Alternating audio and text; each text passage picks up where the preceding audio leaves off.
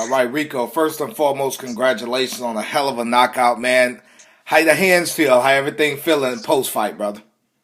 Good, man. I mean, always bare knuckle. Your hands are fucking it gets gnarly. But just a little bit of bruising. As long as you get out with anything, nothing broken, it's usually good.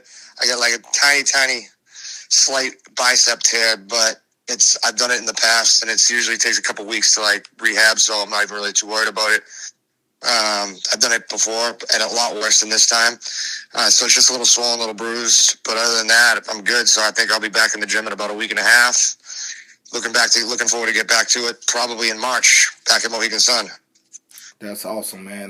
Knockout of the night, hell of a performance. Anything about Ashton surprised you, or did the fight go kind of as you planned it out in your head? Yeah, I mean, his toughness, man, he was tough. He took some shots where a lot of guys ain't getting up, dude. I hit him with some uppercuts, like flush, that were like, hard shots. But I knew he was going to be tough. So it actually kind of went almost exactly how we drew it up, like how we thought the fight was going to go, except,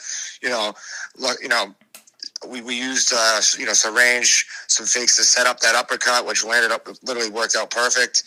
And then from there, like after the first round, I had everything set up. That's what set up that switch. I kind of switched steps and switch stances. He was throwing that loopy hook like he always does. And, right as he threw it, I just slipped and ripped that lead hook. And, I think I threw one punch that round. I think that was the whole round. I think it was just switching, pulling and going. And that was it. Man, I hear a lot of fighters say they get away from watching film because they don't want to get in the ring and the opponent gives them something they didn't see on film. It sounded like you did your homework and it paid off for you. Are you still a real film study guy? Oh, 100%, man. Like, not only that was our film study guy, so like this kid fought on the same card I fought on last time at Mohegan, so I actually sat there and watched the locker room. So like I was already downloading information without knowing I was going to fight him, just based on the fight, just watching it. So like I knew right away when they said, he was trying to get on the card and they were trying to match me up against him. I was like, yeah, well, take that, no problem. I already watched him fight. So I didn't really have to look into any other, like too deep into his past. I just watched his last fight. You know what I'm saying? Definitely. So like, I found out like a lot of things that I saw. Like I was literally in the locker room watching it. Like we were all me and my coaches were kind of caught like talking about like what both of those guys are doing right and wrong. So like it was funny because I was already like completely, well aware of his habits and like things that he was doing. So, I just translate that into training camp, and it fucking worked out beautifully. No doubt, man. Being so familiar with him, was that what made you switch stances so much? Is that something you just naturally like to do to get in a rhythm? You were switching southpaw to orthodox a lot, and both stances were working. Yeah, if you watch my first fight for BKFC, I do it on a totally different level. It's actually probably the best performance I have of showcasing switching stances and striking in between, like with both.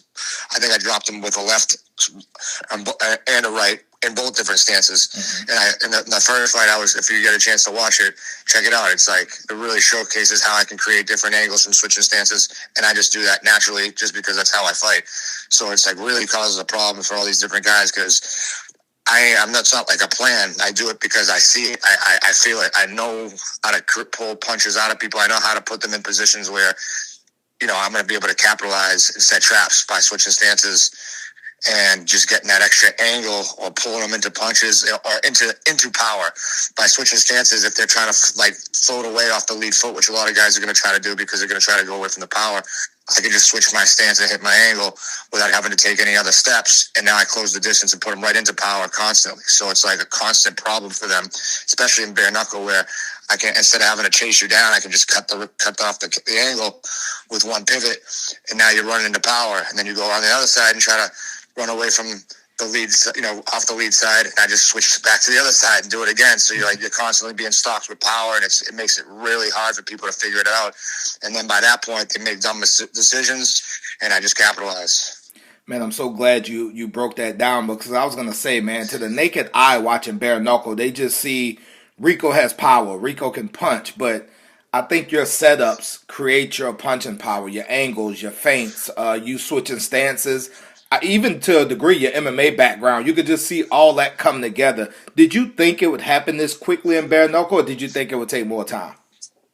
No, I mean, I was also I did bare knuckle fighting before I even got into MMA, dude. And it's like, I've been always like really, really high level striker.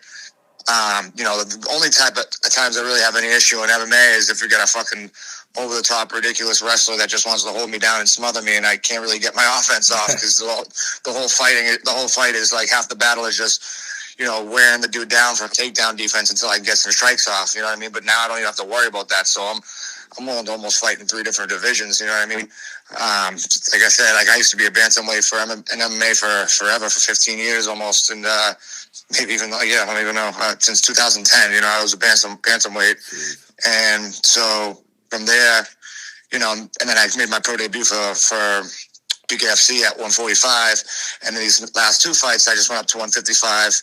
But I think I'm gonna make a title run at 145. I think that's the place where I can be, really elite, really strong, powerful, fast, everything, and that's where I feel like, I could really, really cause a lot of fucking problems for a lot of guys, and especially like, even the champ dude.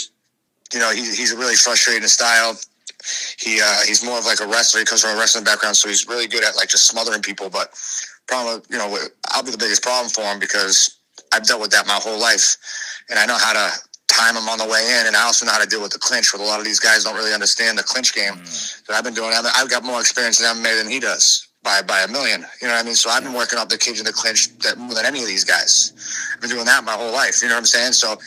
And it's been a huge part of my game because all these guys want to do is get me to the cage and take me down. So it's like the game standing up, I'm fantastic at it. If anything, people want to try to do that to, slow down my striking. It almost hurts them, and then they realize, fuck, now I'm really in a big problem. You know what I mean? So it's like... now I'm stuck. Yeah, now it's like if I can't smother him, you know what I mean? Now what the hell am I going to do? So it brings out chaos in a good way because it's controlled for me. For them, it's panic. You know what I'm saying? Definitely. And I love the fact, I think you earned a bunch of fans in your post-fight interview. You don't want to skip line. You don't want anything handed to you. You want to earn everything. And that's something rare in today's combat sports across the board. So I thought that was commendable, and you gained some fans. Yeah, hell yeah, man. I'm a fucking OG. You know what I'm saying? I'm 39 years old. I've been doing this shit forever. I made my amateur debut in 2010. I made my pro debut at Mohegan Sun in 2013 for Bellator. You know what I mean? So, like, I fucking earned everything in this sport, and I'm going to continue to do so. And, anybody getting in my way, figure that out. Man, 3 up, 3 down, 3 bare knuckle fights, 3 knockouts. Hell of a performance again, Rico. Congratulations, brother. Anything before I let you go, man? Yeah, no, I appreciate the interview, and biggest thing is I just want to give a shout out to like Eddie Alvarez over at Alvarez Family Boxing, my main boxing coach, my boy Kyle Bachniak. He runs the gym North Andover, BJJ, where I coach, and me and him help each other out a lot, and just all my friends and family for the support. Peabody, Mass, the whole North Shore area, the whole Northeast, mixed martial arts and combat sports community. Man, keep doing your thing, brother, and I'll circle back with you. Let me know when you find out your next move, bro. Yeah, hell yeah. We're definitely going to try to get on that March card. They already asking me. I'm sure we'll find somebody. But, let me know about the interview when you post it or whatnot and the link, and we'll get it out there. Got you, brother. Thank you, man.